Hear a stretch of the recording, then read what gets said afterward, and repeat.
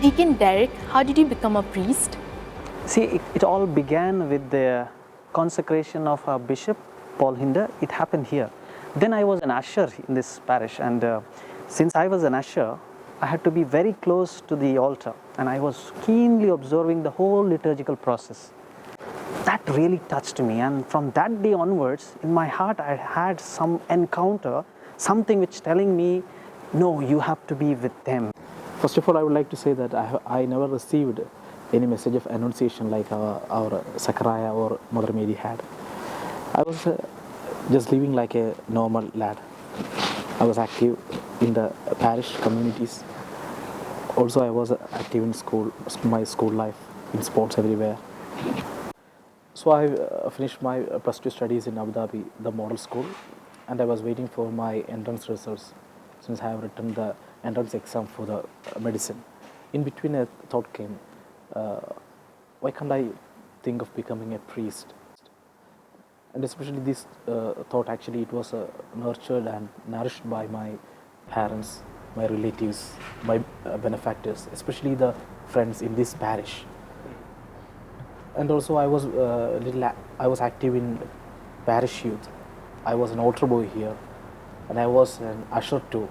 One day I was in the church praying somewhere in the afternoon, say around 12 o'clock or so, and then Binny was the sacristan, and he used to come and change the candle at the tabernacle every 8 hours. You know those small candles? Yes. And he came and changed the candle every day.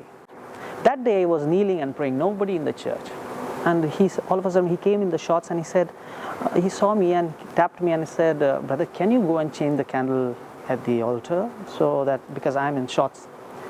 I said, okay, what's the big deal? I went, changed the candle.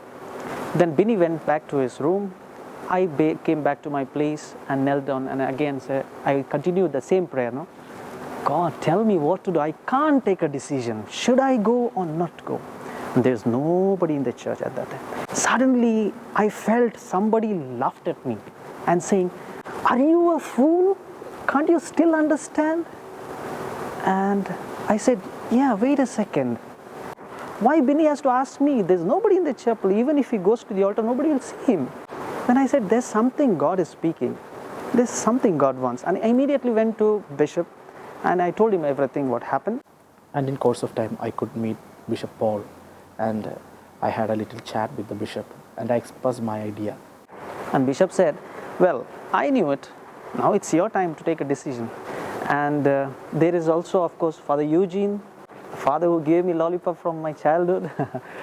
And there was one priest, Father Bonaventure by name, back from India. He had come here for a retreat. And his retreat was the time where I really made a discernment what I am supposed to do. So there are many more.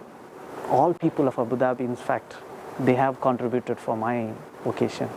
Deacon, did you encounter any difficulties and how did you overcome them?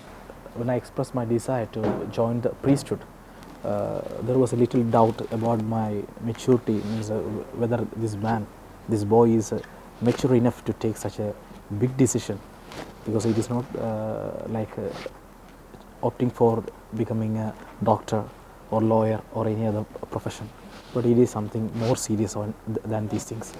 So in the beginning, for me itself, I doubted whether I have a genuine call. Sometimes I doubt and I rise up and I walk, I run for God, I run with God, and again I fall, but again I rise up and run with God. All these things, it's a process, but the main thing, it is a self-discovering. We discover ourselves in the presence of God.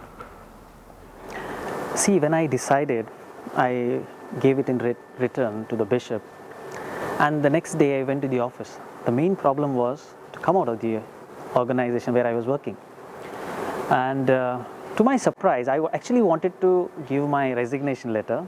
To my surprise, next day my boss comes to me and says, hey, you get a good appraisal in your salary. My position was raised and I didn't know what to say, and I'm like, Yesterday I just took a decision, I'm leaving everything, and today I come and see, wow, my salary is puffed up. So what to do?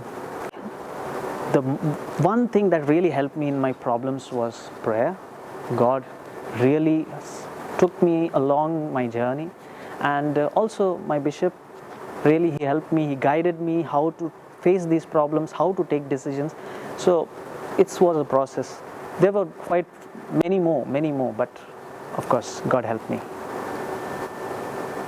So how was life at the seminary? How was it to be at the seminary?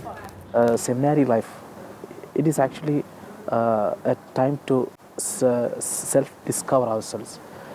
So the training is mainly based on how you can discover yourselves, so that how can you prepare yourself to be with God and to live for God and to give God, to witness God.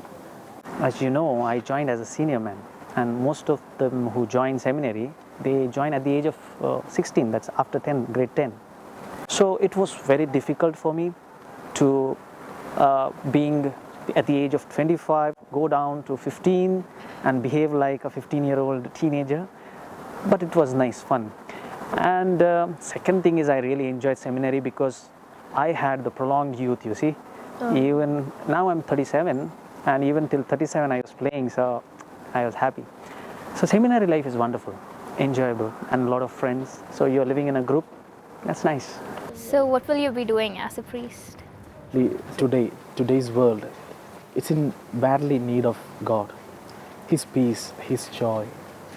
And to be a priest is to be a messenger or to be an instrument of God. That means to be His instrument of peace, joy, to witness His love. So this is my prime motive to become a priest. That means to bring His joy, peace, to bring His peace and message of salvation to the place where I am being assigned for. Deacon, in your opinion, what's the most important thing today's youth should be focused on? Actually, I would like to remind of the fact that God is ever active and He calls each one of us, and He is always waiting for our response. I think around 99% of today's world problem will be solved, because the worst reason for today's problem in each one of our life is we are not ready to hear the call of God in our life. We should find some time to be with God, to ask God, Lord, what you want me to do. Well, today's young people are very energetic, they are fast moving, fast forward, technologically they are quite advanced. But I think one thing they're really afraid of is to take an option for Christ. I don't say that youngsters today are not making a choice for Christ, or rather they are not spiritual. No, they are spiritual, surely. But I think you have to show it out. Some way you feel that if I be a little spiritual, people will avoid me or things like that. But that's not true. And don't think that God doesn't want you to be happy or happy-go-lucky or go for parties.